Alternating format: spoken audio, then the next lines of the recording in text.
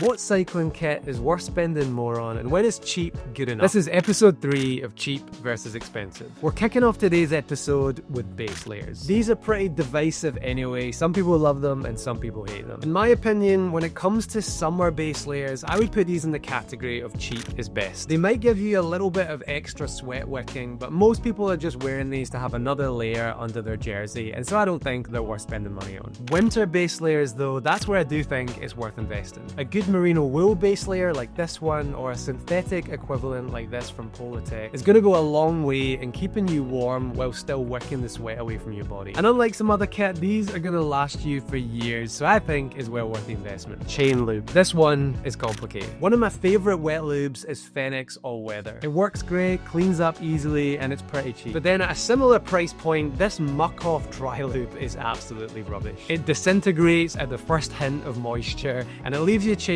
all sticky and black. More recently, I've been using the Silica Drip Wax, and it's expensive, but it's really, really good. This is a wax and not a lube, and so it does require a slightly different application, but it is super quiet and it leaves the drivetrain sparkling clean. And for me, that's worth paying for. Finally, let's talk helmets. I don't know if I mentioned it before, but I did have a crash a couple of months ago, and it was just one of those reminders that helmets do genuinely save lives. It can feel like a lot to spend £100 or £200 on a helmet, especially when you're just starting out, but my advice is absolutely invest. Anything with MIPS is a solid choice, but I would usually just buy from one of the big brands. POC, Kask, Met, Specialized, and it's also worth adding it to your bike insurance policy, and then if you ever damage it or crash, you'll always get it replaced. Anyway, that's all for today. Get involved down in the comments. Really keen to hear your experiences on these, especially the chain lube ones, so let me know down below what you're currently using.